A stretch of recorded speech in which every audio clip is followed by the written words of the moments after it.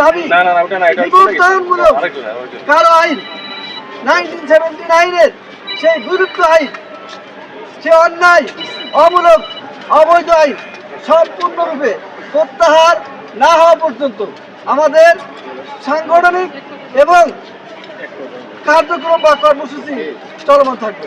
এই কালো আইন প্রত্যাহারের বিষয়ে তোমাদের সাথে আলাপ আলোচনা হবে। আলাপ আলোচনার পরে তারপরে আমরা আগামীকাল সমাবেশের মাধ্যমে এই বিষয়টা কর্মচারীদেরকে জানিয়ে দেবো। যারা ঊর্ধ্বতন পর্যায়ে থাকেন তাদের কর্মব্যস্ততা এবং কিছু সীমাবদ্ধতা থাকে। এছাড়া কালকে আমাদের যে শিডিউল টাইম ছিল, সেই টাইমে আমাদের কিছু কর্মচারীর কিছু ভুল সিদ্ধান্তের কারণে আমাদের আইন উপদেষ্টা মহোদয় আসতে পারেন। আমরা চাচ্ছি যে সুন্দর কর্ম পরিবেশে আজকের যে বৈঠকটা হবে, তারপরে যদি মাননীয় প্রধান উপদেষ্টা মহোদয় মনে করেন তিনি আমাদেরকে ডাকতে পারেন। আসলে এটা কিছু কর্মকর্তা বা সরকারের নীতি নির্ধারণী পর্যায়ের একটা অদক্ষতা গেল। তারা যদি এর আগে 3 দিন আগেই বিষয়টি আমাদের সাথে আলোচনা করে সমাধান করতেন, আজকে আমাদের মাঠে নামার কোনো প্রয়োজন হতো না।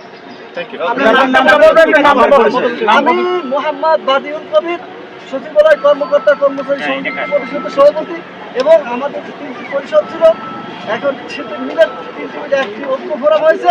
সেই ঐক্য ফোরামের আমি কো চেয়ারম্যান মোহাম্মদ বাদিউল কবির, আরেকজন হচ্ছেন মোহাম্মদ নুরুল ইসলাম, তিনি বস্ত্র পাট মন্ত্রণালয়ে কর্মরত ছিলেন। আমরা দুজনই বিগত সরকারের সময় আমরা দুজনই নিগ্রহের শিকার ছিলাম। আমরা কর্ম থেকে বিরত রাখা হয়েছিল, আমাদেরকে সাসপেন্ড অবস্থায় রাখা হয়েছিল।